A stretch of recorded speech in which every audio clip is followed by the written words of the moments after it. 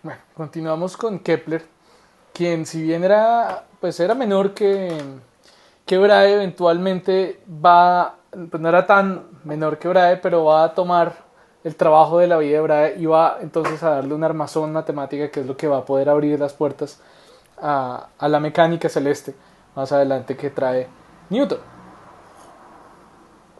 Entonces, si bien las historias de Kepler y de Brahe se unen, inicialmente Kepler él estudia matemáticas en Alemania y se vuelve profesor de matemáticas en Graz, en Austria.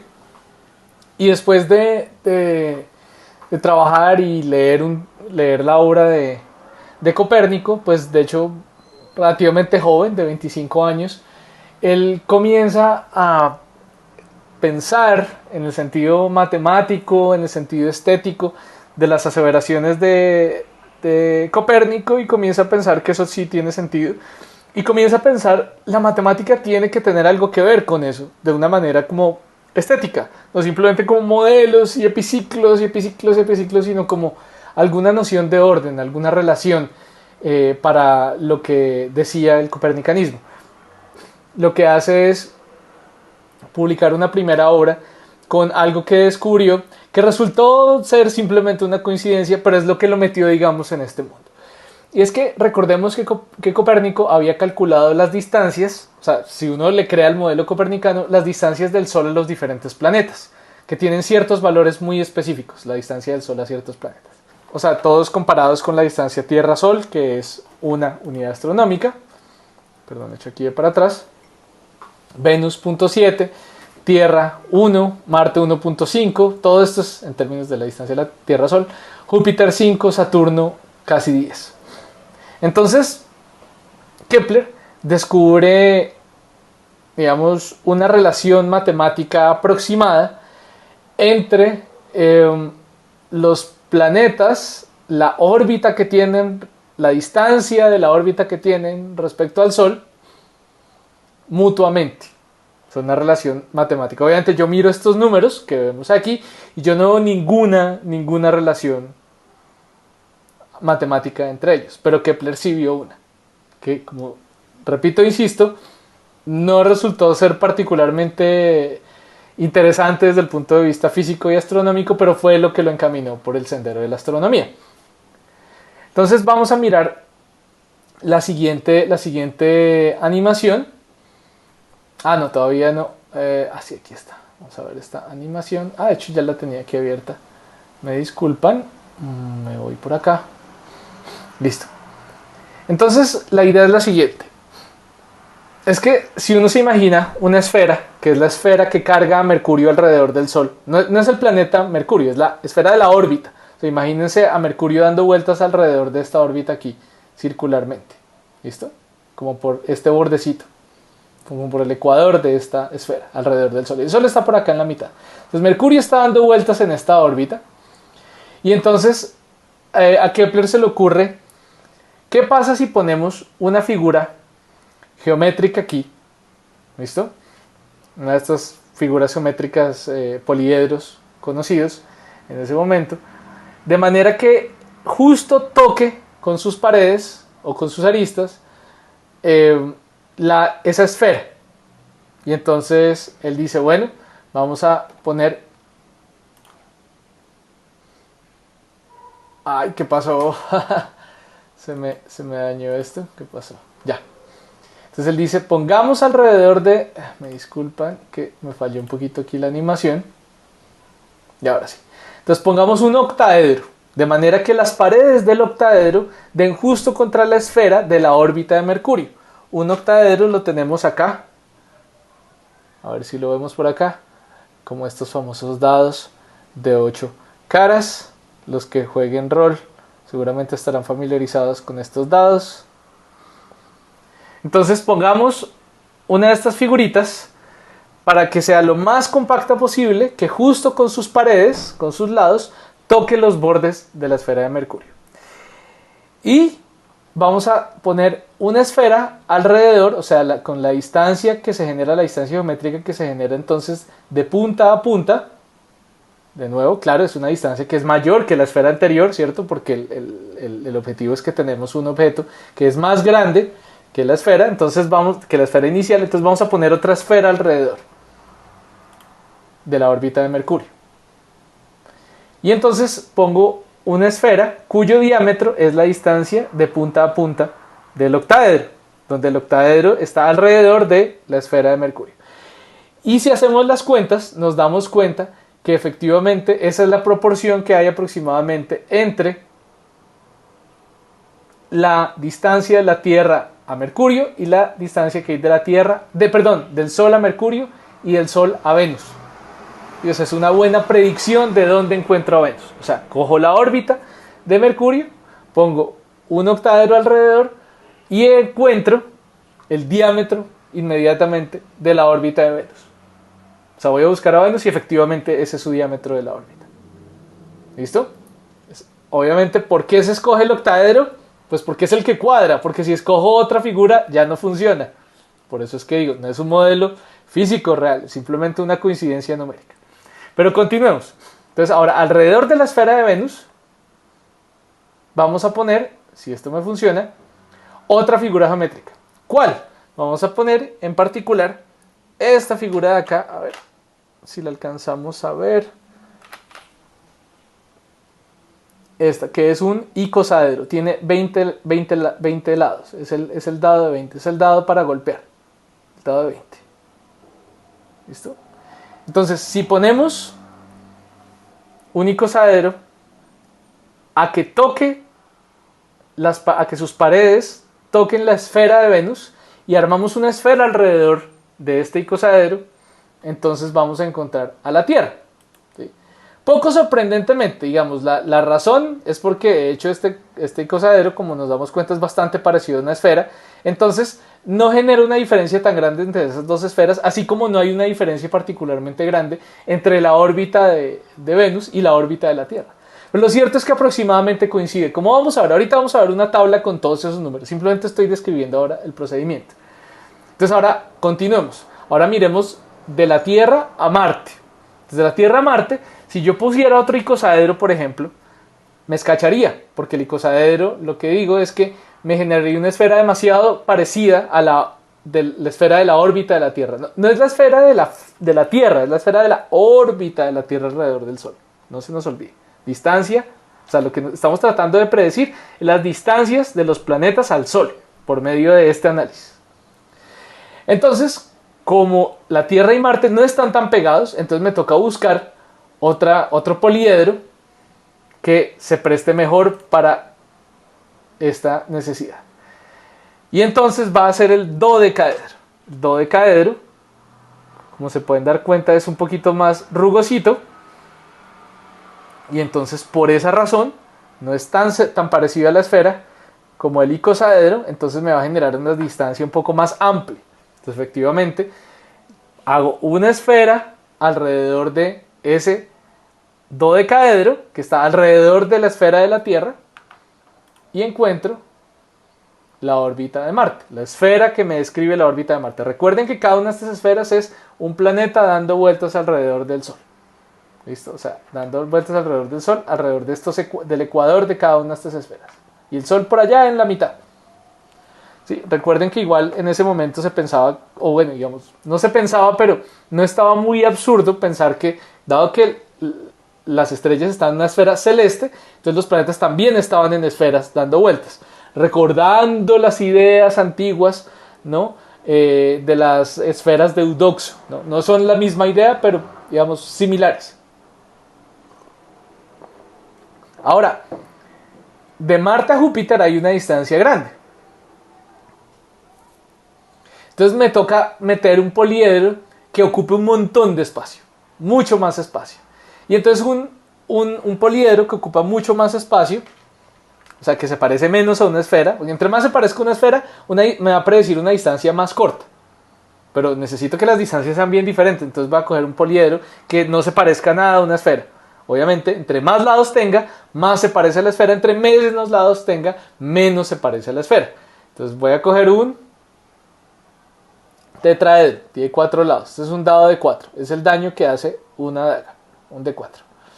Entonces yo pongo este tetraedro de manera que la esfera de Marte toque apenas los laditos del tetraedro. Claro, como el tetraedro tiene unas puntas tan grandes, entonces todo lo que sobra de la figura genera un espacio bastante grande, y eso es lo que va a explicar la gran diferencia entre la órbita de Marte y la órbita de Júpiter, que está mucho más lejos. Júpiter está mucho más lejos del Sol que Tierra, Marte, Venus, etc. Listo. Ahora, Júpiter comparado con Saturno no están tan lejos. No están cerquísima, pero tampoco están tan lejos. Entonces ya casi me acabé todos los dados. Ya casi me acabé todos los dados de los poliedros regulares. ¿Listo? Podría utilizar el dado de 10, el dado de 100. Bueno, este es el dado de 10. Voy a coger un dado de 10. ¿Dónde está? Un dado de 10. Pero el dado de 10 no es un poliedro regular. Fíjense que esta forma no es un polígono regular. Entonces, baila. ¿Cuál me queda? ¿Cuál dado me queda por usar? El famoso dado de 6. El daño que hace una espada corta. Entonces, de lo que me doy cuenta es que si pongo entonces un cubo, el dado de siempre, el dado de toda la vida, alrededor de la esfera de Júpiter, y entonces justo en las aristas, de arista a arista, entonces pongo una esfera, voy a encontrar la órbita de Saturno. Y no sigo porque no conozco más planetas y soy Kepler y es los años finales de los 1500, no conozco más planetas. Entonces vamos a ver mi predicción geométrica con estas ideas de meter los dados, meter los poliedros regulares, uno circunscritos en esferas. ¿Qué predicción logro? Entonces vengo para acá y entonces me doy cuenta que los valores predichos por Kepler, digamos, de la distancia de Mercurio, Venus, Tierra, Tierra, Marte, Marte, Júpiter, Júpiter, Saturno, son bastante cercanos, donde los puntos negros o las pepas negras son los valores actuales, los que conocemos, y los valores morados, los puntos morados, son en estas proporciones, no son radios absolutos, sino proporciones relativas entre Mercurio y Venus, Venus, Tierra, Tierra, Marte, Marte, Júpiter, los diámetros de las órbitas, radios de las órbitas, son bastante cercanos. Excepto Marte, Júpiter. Marte, Júpiter es bastante malo, ¿sí? Simplemente pues porque, digamos, está muy forzado la inclusión, como les dije, de un polígono, de un poliedro regular que ocupe mucho espacio. Entonces, realmente no le pega a donde es. ¿Listo? Entonces, aquí resumimos eso que estábamos diciendo. Se supone que cada uno de esos tamaños de cada esfera es la órbita de cada planeta alrededor del Sol. Y en orden son, según este libro que publicó Kepler llamado Mysterium Cosmographicum, explicando esta idea: octaedro, icosaedro, dodecaedro, tetraedro y cuboedro. Solo cubo. ¿Por qué ese orden? Porque si se cambia el orden, no cuadra. Si yo comienzo con el tetraedro y después con el dodecaedro y así en desorden, no funciona. Y esta secuencia, como se pueden dar cuenta, no tiene nada de especial. Es una secuencia, es la secuencia que cuadra. Entonces, claro, es interesante, pero realmente no es tan interesante porque esa secuencia es simplemente una coincidencia que los planetas estén organizados así. Pero bueno, Kepler entonces envía su trabajo, envía su libro, Mysterium Cosmographicum, a muchas personas, muchos matemáticos realmente alrededor del mundo. Galileo todavía no era astrónomo, no había cogido el telescopio, principalmente porque el telescopio no se lo habían inventado todavía. Entonces Kepler envía ese trabajo a muchos astrónomos y entonces Galileo le responde. Galileo lo lee y pues le dice como, pues no es así súper entusiasta respecto a sus conclusiones, Pero respecto a la doctrina aristotélica, que es lo que rompe, lo que es roto por las ideas copernicanas, pues sí, digamos que se encuentran del mismo lado, Kepler y Galileo, porque ambos son copernicanistas de corazón. Entonces les voy a leer lo que les responde Kepler a Galileo. Entonces, un año después de la publicación de Mysterium Cosmográfico. Entonces Galileo le responde a Kepler: hace muchos años llegué a estar de acuerdo con Copérnico, y desde esta posición, o sea, desde este marco copernicano, las causas de muchos efectos naturales han sido encontrados por mí, que sin duda alguna no pueden ser explicados por la suposición ordinaria. Está hablando también sobre algunos experimentos sobre el movimiento que todavía no había, digamos, se dice, como no había ajustado los detalles finos, no les había dado el marco teórico que les daría 30 años más tarde, casi 40 años más tarde. O sí, 40 años más tarde. Entonces dice: he escrito muchas razones y argumentos, y también refutaciones de argumentos opuestos, los cuales no me he aventurado hasta ahora a divulgar. Principalmente por, digamos, o no lo había hecho, por el destino del mismo Copérnico, nuestro maestro, le dice, quien, aunque ha ganado fama inmortal con algunos pocos, a muchos otros más ha sido un objeto de rechazo. En verdad, me aventuraría a publicar mis posiciones si más personas como usted existieran, pero como esto no lo es, mejor prefiero no hacerlo, es lo que dice Galileo. Eso es una carta de agosto 4 que le escribe a Kepler. Esto es muy interesante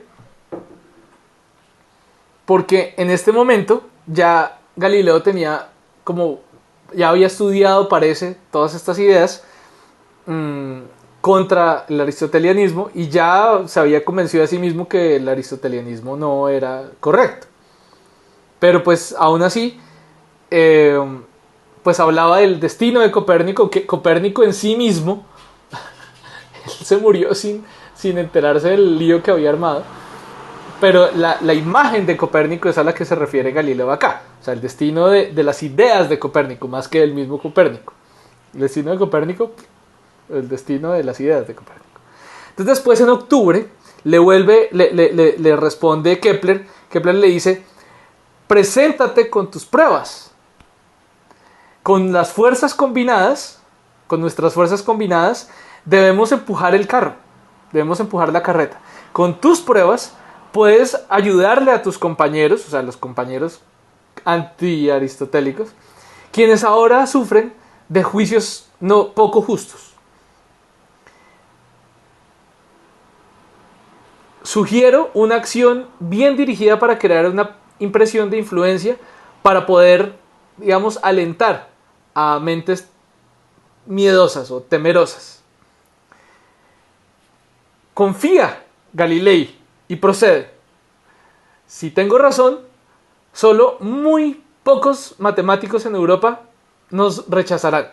Así es el poder de la verdad.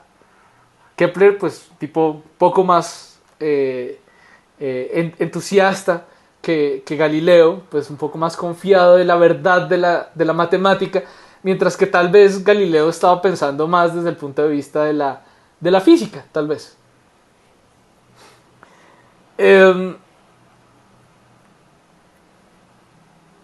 Entonces, Kepler además le envía el trabajo a muchos otros astrónomos, incluyendo a Brahe. Y pues tras el exilio de Brahe, en 1599, coinciden en Praga, dado que Kepler, como habíamos dicho, no habíamos dicho, pero Kepler vivía en Estiria, en una región de Alemania muy católica, y echaron a todos los protestantes de ahí, y pues Kepler, siendo protestante, pues no, digamos, lo afectó esto, por lo menos de ascendencia, o digamos, de ideas políticas protestantes, más que tal vez religiosamente muy protestante. Eh, entonces coincidieron en Praga los dos, dado que ambos estaban exiliados por razones diferentes, Brahe por agarrarse con el rey y Kepler por razones religiosas, culturales. Entonces Kepler pues era tan buen matemático que fue contratado en la corte de Rodolfo, del emperador, para que construyera tablas planetarias y estelares con base en los datos de Brahe, o sea, construir unas nuevas tablas, ¿sí? Tablas rudolfinas. Y eso se llamaba reducir observaciones, o se llama todavía reducir observaciones, perdón. Y es tomar muchísimos datos y sacar conclusiones puntuales sobre los datos y además limpiarlos, darse cuenta cuando un dato no tiene sentido y de pronto quitarlo o corregirlo. Por ejemplo, alguna persona escribió mal el número, bueno, como sea. La condición que puso Brahe para dejar a Kepler trabajar con sus datos es que no se podía copiar los datos ni llevárselos a alguna parte. O sea, el trabajo era de 8 a 5 en horario de oficina y nada de llevarse el trabajo a la casa. Cuidadito. Más adelante, Kepler, pues al poco tiempo, al año siguiente, Kepler hereda los datos de Brahe y hereda la misión de Brahe. Solo un año después de trabajar juntos. Hay quien dice que Brahe murió asesinado, pero más asesinado, envenenado por Kepler, pero más bien parece que fue un problema de alguna infección que le salió debido a alguna vez que estaba en una cena muy importante y el hombre tenía ganas de ir al baño y se negó a ir al baño y eso tuvo consecuencias graves sobre su salud. Entonces parece que no fue envenenado, sino que los aparentes rastros de envenenamiento que muestra el cuerpo de Brahe obedecen simplemente a que en ese momento el tratamiento médico que les ofrecían era en base a al arsénico o alguna vaina así, que actualmente consideramos veneno, pero en ese momento se pensaba que en dosis pequeñas curaba lo que sea que tuviera la gente. No hay ninguna conspiración de que Kepler amaba tanto la astronomía que mató a su maestro, que de hecho ni siquiera fue su maestro, fue más bien su jefe por un año. Pero bueno, entonces Kepler estaba más interesado que en temas astrológicos, filosóficos, estaba más interesado en conexiones causales en cuanto a no tanto la interpretación, sino en cuál puede ser la causa de las cosas, especialmente si se podía entender desde la matemática. O sea, no estaban muy lejos espiritualmente Kepler de Brahe, ¿listo? Aunque pues Kepler estaba más obsesionado por el qué puede ser la causa que Brahe. Brahe estaba más por el lado de qué significa o cómo podemos predecir mejor, pero Kepler estaba más interesado en la causa, por lo tanto estaba más interesado en el fundamento matemático. Kepler también estudió la refracción de la luz, pero no pudo entender cómo es el efecto de la refracción de la luz, de que si veo las estrellas muy pegadas al horizonte, pareciera que cambiaran posición respecto a cuando pegan a ángulos mucho más elevados. Que como lo dije hace poco tiempo, Snell lo pudo lograr en 1620, muy poco tiempo después. Kepler consideró también a la Luna, después de hacer observaciones, como un cuerpo muy similar a la Tierra, oscuro y con montañas. Y se dedicó a estudiar Marte con las observaciones de Brahe que él después completó. Entonces, por ejemplo, ustedes fíjense en esta tabla de posiciones, de oposiciones de Marte, momentos en los cuales Marte estaba en oposición. Y es precisamente ciertas, ya ahorita miraremos eso con detalle, pero son ciertas posiciones que ocurren de vez en cuando, no ocurren todos los años, sino ocurren cuando se dan ciertos alineamientos. Y fíjense que la mayoría de estos datos, de 1600 para atrás, todo esto es de Brahe, porque Brahe, estos fueron los datos de Brahe, y Kepler viene a completar con dos datos más, 1602 y 1604. En 1601 muere Brahe. Y son entonces en qué momento se da la oposición, a qué longitud, a qué latitud, respecto a modelos matemáticos con los cuales uno podría calcular en qué momento iba a ocurrir y la diferencia en cuanto a su posición real observada. O sea, cómo los modelos matemáticos se contrastan con las observaciones, con una precisión muy alta. ¿Listo? Entonces la idea es la siguiente. La idea es que la oposición ocurre cuando hay un alineamiento, cuando la línea de visión entre la Tierra y Marte se alinea, que es la línea roja, se alinea con la línea de visión entre el Sol y la Tierra, que es la línea amarilla.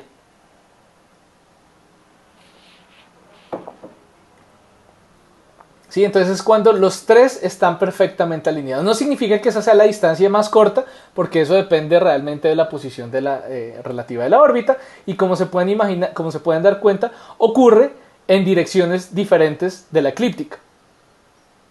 ¿Sí? O sea, la primera posición que encontramos aquí, esa posición da que Marte está sobre Virgo, como en la mitad de Virgo. Y la siguiente posición, bueno, sí, esa en particular no estuvo muy descuadrada, pero digamos, se vuelve a dar otra posición cierto número de años después. No es tan diferente tampoco de año a año, pero cambia un poquito. Creo que en esa animación no se alcanza a ver. Se alcanza a ver que está como en la B y después se alcanza a ver que está un poquito más en la O. No hay una diferencia grande, pero existe. ¿Listo? Entonces, si viéramos esa misma imagen desde arriba, que es lo que se ve aquí a la izquierda, entonces se ve cuándo se dan las diferentes oposiciones. Cada aproximadamente 780 días es cuando se alinean Tierra, Sol, Marte. Y se dan ciertos números de oposiciones, entonces, que fueron las que registró Kepler. ¿Y eso qué se logra con eso? Pues se logra reconstruir perfectamente la órbita de Marte. Vamos a encontrar un montón de posiciones específicas donde sabemos que está Marte en cualquier momento específico. O sea, la geometría nos va a ayudar entonces a reconstruir las posiciones de Marte con una gran precisión. Entonces, dado que él se da cuenta que puede encontrar las posiciones de Marte con una precisión muy alta, entonces él dice, debe haber alguna manera matemática de entender cómo es esa órbita. Entonces él rompe con Ptolomeo y rompe con Copérnico al poner el centro de la órbita directamente sobre el Sol. Copérnico puso el centro de la órbita de todos los planetas lejos del Sol, similar al punto ecuante de Ptolomeo. Entonces él se da cuenta que el punto ecuante de Ptolomeo es un buen método para explicar la variación de las velocidades. O sea, él registró datos, probó el modelo de Ptolomeo pensando que iba a obtener basura, y lo que obtiene es que el modelo de Ptolomeo era súper bueno. Entonces él hace la observación. ¿Quién habría podido pensar que esto fuera posible? Que esa hipótesis se ajuste también a los datos, pero es equivocada. Claro, que la idea de Ptolomeo es geocentrismo. Pero él lo probó y resultó que era un buen modelo. Claro, o sea, perduró tanto tiempo el modelo tolemaico porque no era un mal modelo. Solo no, digamos, era simplemente una interpretación matemática que no coincidía, era demasiado complicada para coincidir con la realidad. Y entonces cuando él llega a hacer esa verificación, se da cuenta que eso le toma mucho tiempo. Entonces cuando comienza a mostrar todos los métodos para poder recuperar las diferentes posiciones de Marte en su órbita, entonces él escribe, porque es obviamente bastante arduo y la descripción no es tan sencilla. Entonces él dice, si estos métodos disgustan al lector, me puede tener lástima, ya que tuve que aplicarlos por lo menos 70 veces diferentes con grandes pérdidas de tiempo. Entonces, la idea es que él trataba al reconstruir los diferentes puntos de la órbita, entonces él se da cuenta pues, de muchas cosas, cada cuánto da la órbita a Marte y cuál es la posición de la Tierra cada vez que Marte completa un ciclo, como vemos aquí en esta animación, ¿cierto? Y entonces la Tierra debe estar en ese círculo. Y entonces, tras verificar que lo del punto ecuante es una buena explicación para el movimiento de la Tierra, o más bien del Sol alrededor de la Tierra, entonces él puede decir, bueno, pues el modelo igual es bueno. Entonces significa que en perihelio se mueve más rápido, o sea, cuando está más cerca, Tierra-Sol, y en afelio se mueve más lento. Y se da cuenta que la velocidad de la Tierra es inversamente proporcional a la distancia. O sea, que entre más cerca está del Sol, más rápido va. Y entre más lejos está del Sol, más lento va. Por lo tanto, concluye que no es que sea un punto ecuante. Y en ese sentido está un poco de acuerdo con Brahe, que dice que es el Sol el que está regulando la velocidad de la órbita. Brahe decía que era la interacción, pero Kepler dice no es necesariamente, no es solo la interacción, es el mismo Sol el que la Tierra al estar más cerca la jala más, bueno, no la jala realmente, no lo planteaba en esos términos, pero sí decía, causa que se mueva más rápido. ¿Sí? Y entonces Kepler lo que postula es que el Sol empuja y jala a los planetas como si fuera una fuerza magnética, así como de ladito, como arrastrando, como uno cargando un costal, como de lado, como arrastrándolos a lo largo de la órbita. ¿Listo? Y entonces, claro, para un arco pequeño, que yo mire de la órbita de la Tierra alrededor del Sol, entonces yo me doy cuenta que el tiempo de recorrido es proporcional a la distancia del Sol, para un arco pequeño. Pero para un arco grande, o sea, si tomo una aproximación pequeñita, como en cálculo que uno toma siempre aproximaciones pequeñitas, pero para un arco grande, ¿cómo puedo decir que ocurre eso? Entonces él dice, no, pues vamos a sumar las distancias, no vamos a tomar pequeños arcos, sino vamos a tomar grandes arcos sumando las áreas. ¿Sí? Y resulta que, perdón, sumando las distancias para obtener un área. Y entonces, claro, cuando yo sumo las distancias de un arco, cada uno de estos arcos, por ejemplo, de Marte alrededor del Sol, si sumo todas las distancias, lo que voy a encontrar es una pequeña área. ¿Listo? Y dándose cuenta entonces cómo Marte va avanzando en su órbita de manera gradual, de manera que a veces se mueve más rápido y a veces más lento, se da cuenta que el planeta recorre arcos de áreas iguales en tiempos iguales. No distancias iguales, no, él se da cuenta que no, pero las áreas sí son constantes. Entonces las áreas de cada uno de estos segmentos que vemos aquí, que Marte recorre en tiempos iguales respecto al Sol, todas estas áreas son equivalentes. Obviamente hay unas áreas que son más gorditas, porque aquí se está moviendo más rápido, y hay unas que son más angosticas porque se está moviendo más lento. Pero en los mismos tiempos barre las mismas áreas. Y esa es la famosa ley de áreas de Kepler. Si dos áreas son iguales, entonces es porque el planeta se demoró el mismo tiempo recorriéndolas.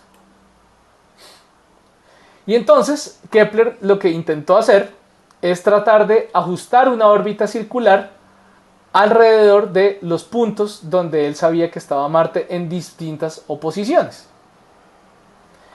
¿Sí? En diferentes posiciones donde se conocía muy bien la ubicación de Marte. Y entonces Kepler trata de reconstruir una órbita circular con esas posiciones. Estas tres posiciones que se ven acá. Y entonces él no lo logra. No logra calcular esas distancias. No logra predecirlas bien.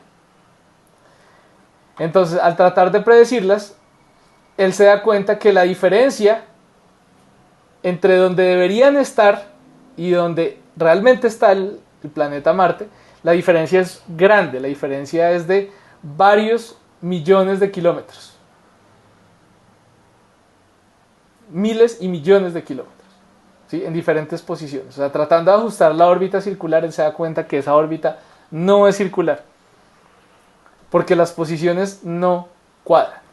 Si yo lo miro en términos simplemente de unidades astronómicas, como está esta tabla, que es las respectivas distancias del Sol a cada una de estas posiciones, me doy cuenta que las diferencias entre las estimaciones de órbita circular y las medidas son parecidas. Y la diferencia en unidades astronómicas es pequeña, pero cuando yo paso de unidades astronómicas a kilómetros, me doy cuenta que las diferencias son grandísimas. Entonces, efectivamente, la órbita de Marte, él descubre que no es circular. ¿Sí? ¿Por qué? ¿Cómo nos damos cuenta de eso? Porque, de hecho, yo puedo definir en principio un círculo único con 3 puntos, y entonces no logra hacer que esos círculos cuadren para todas las posiciones. Es porque la órbita real no es un círculo real, sino es una elipse. Pero en ese momento, pues él no había caído en cuenta de eso. ¡Ay, perdón! Algo que me pasó. Que hice clic ahí, disculpen. Entonces él no había caído en cuenta de utilizar otras figuras matemáticas disponibles. Por ejemplo, las famosas secciones cónicas, de las cuales ya hemos hablado, que se forman cuando yo intersecto un plano y un cono. Dependiendo del ángulo del plano, se forman diferentes secciones cónicas: círculo, elipse, parábola, hipérbola. Y entonces cuando se da cuenta que una de estas figuras, que es la elipse, puede ajustar todos esos puntos de la órbita sin descuadres, Entonces él escribe que es como si hubiera despertado y hubiera visto una nueva luz. La manera como se dibuja una elipse es con dos puntos que están fijos, que son los focos, y tomo una cuerdita de cierta longitud, que tiene que ser obviamente más larga que la distancia entre los focos, y cojo un lápiz y trato de dibujar entonces lo que me permita extender, lo máximo que me permita extender la cuerda, ¿sí? Estiro la cuerda y entonces dibujo lo que me permita estirar la cuerda y encuentro entonces la función matemática que tenemos aquí abajo. Es casi como un círculo porque el círculo es x cuadrado más y cuadrado igual a radio al cuadrado, pero aquí viene modificado por dos valores donde cada uno va a representar cada uno de los ejes, el eje horizontal y el eje vertical, o sea el eje largo y el eje corto de la elipse. Entonces la elipse va a tener una propiedad muy importante que es la excentricidad, que es qué tan lejos está el foco del centro comparado con su eje mayor. De hecho no se llama mayor sino semi mayor, porque es la mitad de todo el eje de punta a punta del lado más largo de la elipse. Entonces, si el Sol aquí está en el foco, entonces Marte estaría por acá y la excentricidad de la órbita sería en fracciones de su eje, que es como su, entre comillas, radio, qué tan lejos está del foco. Y eso entonces va a ser un valor que va entre 0 y 1, por lo menos para la elipse. Si fuera 0, significa que el Sol está en el centro de la órbita y la órbita es un círculo perfecto.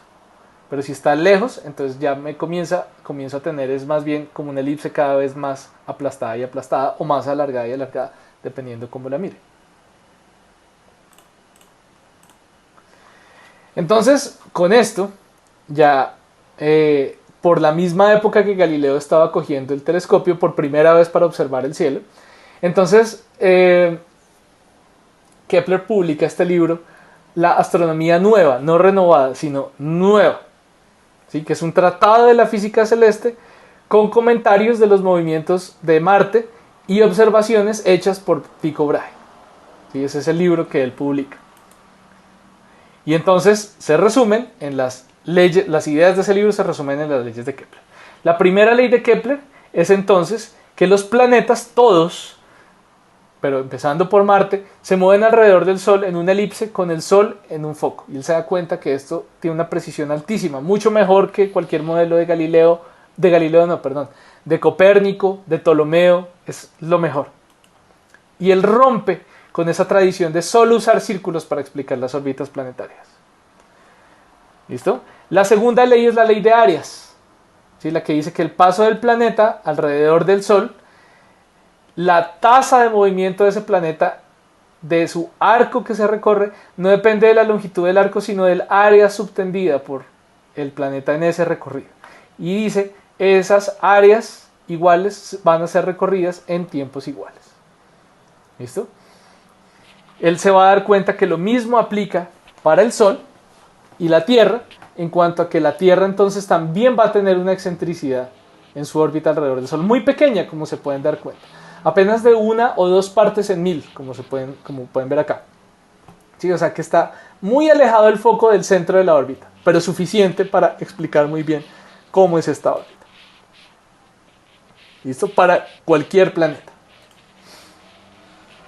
¿Listo? Aquí está un poquito para que lo miren con detalle con las diapositivas más adelante.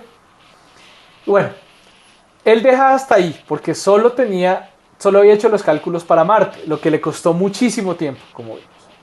En 1618, entonces él completa su trabajo y él extiende estas leyes de Kepler sus leyes a los demás planetas, calculando todos los elementos orbitales. Con elementos orbitales me refiero al semieje mayor, al eje semimayor, disculpen, y la excentricidad, cuánto se demora en dar una vuelta alrededor del Sol, todo eso. Entonces aquí se me fue en 1600. Entonces claro, eso le tomó mucho tiempo. Venus lo logró sacar en 1614, Mercurio en 1615, esto me quedó mal, perdón. Y así sucesivamente hasta que finalmente logró completar con todos los planetas. Y ahí incluye las ideas sobre lo que él llama la física celeste. Empezamos a hablar de, digamos, astrofísica. Y por primera vez habla del concepto de inercia, o sea, como la cantidad de ganas de moverse o de impulso, no, de impulso no, sino de ganas de no moverse también cuando un objeto se le cambia su trayectoria, por ejemplo, habla de esto por primera vez. Galileo no se sabe muy bien por qué desconoció ese trabajo. Tal vez no creía, tal vez no le alcanzó, o sea, parece que sí conoció la existencia de la obra, pero tal vez no profundizó tanto en la matemática o estaba demasiado ocupado en sus propios descubrimientos, pero tanto que muchos años después, en 1632, estaba obsesionado con 1900, 1632 escribió en el diálogo, de Simplicio y Sagredo y Salviati, escribió que la figura verdadera de las órbitas era desconocida, o sea que había órbitas, pero que la forma era desconocida, cuando Kepler ya hacía años había dicho cuál era esa órbita. Bueno, pero el libro de todas maneras alcanzó a ser un poquito peligroso y fue prohibido en 1619. El epítome de la astronomía copernicana. ¿Por qué? Porque defendía de frente los argumentos de Copérnico con un armazón matemático muy bien hecho. Después ahí publicó las dos primeras leyes, que son interesantes, pero la que nos queda es la que publicó aquí, en este libro llamado La armonía del mundo, en el cual vuelve un poco a sus raíces, ¿no? Y conecta el movimiento de los planetas con armonías geométricas, musicales, numéricas, o sea, se dedica ya a echar bastantes globos, simplemente una recopilación de todas sus ideas un poco estéticas de los años anteriores, pero también incluye la famosa tercera ley de Kepler. Y es que para todos los planetas se cumple que si tomamos el periodo de revolución, o sea, cuánto se demora en volver al mismo punto, el cuadrado de ese periodo de revolución orbital es proporcional al cubo de las distancias medias al Sol. O sea, vamos a tener que la proporción entre eje semimayor al cuadrado, periodo de revolución al cuadrado sobre eje semimayor al cubo es constante. Obviamente, él se da cuenta que esto no es tan sencillo y él escribo mi libro para que sea leído por lectores actuales o futuros, ¿qué importa? Puede esperar 100 años a sus lectores, ya que le habían prohibido el libro anterior. Puede esperar 100 años a sus lectores porque el mismo Dios esperó 6000 años para que alguien penetrara su trabajo. Así de convencido estaba Kepler de lo que iba a durar su análisis, sus leyes. Efectivamente, la tercera ley de Kepler se refiere a la distancia, al eje semimayor, que en unidades astronómicas para la Tierra sería 1, y el periodo de órbita, que para la Tierra en años sería 1. Pues obviamente, para la Tierra, periodo al cuadrado sobre distancia al cuadrado, 1 al cuadrado sobre 1 al cubo, pues da 1. Pero se cumple lo mismo para todas las demás órbitas planetarias, hasta las de los planetas que en ese momento no se conocían, Urano, Neptuno, Plutón. ¿Sí? Esta ley es de hecho una consecuencia de la ley de gravitación universal y el movimiento que sale a partir de la ley de gravitación universal de Newton. Obviamente Kepler no sabía esto. O sea, Kepler simplemente encontró esta relación matemática probando después de muchos años con el cuadrado, con el cubo, con A5, con A7, hasta que encontró esta relación. Pero esta sí perduró. Y esta sí va a ser una relación que va a ser muy importante que ustedes recuerden. Les voy a dejar una lecturita adicional más adelante, cuando miremos el tema de Newton, para que miren cómo se conectan la tercera ley de Kepler y la ley de gravitación universal de Newton. Este es un pequeño aparte de un libro que también está relacionado aquí al final, que es cómo es que Kepler llegó a la forma de la órbita casi que por accidente, ¿sí? De hecho, lo que pasó es que él estaba haciendo los cálculos y él entonces lo que se dio cuenta es que cierto número de los cálculos que aparecían a partir del estudio de la excentricidad, o sea, qué tan lejos estaba el Sol del centro físico de la órbita, ese número coincidía con otro número que él ya conocía antes, que tenía que ver entonces con la forma digamos, de la elipse, con la forma matemática de la elipse. Lo voy a dejar aquí para que lo miren.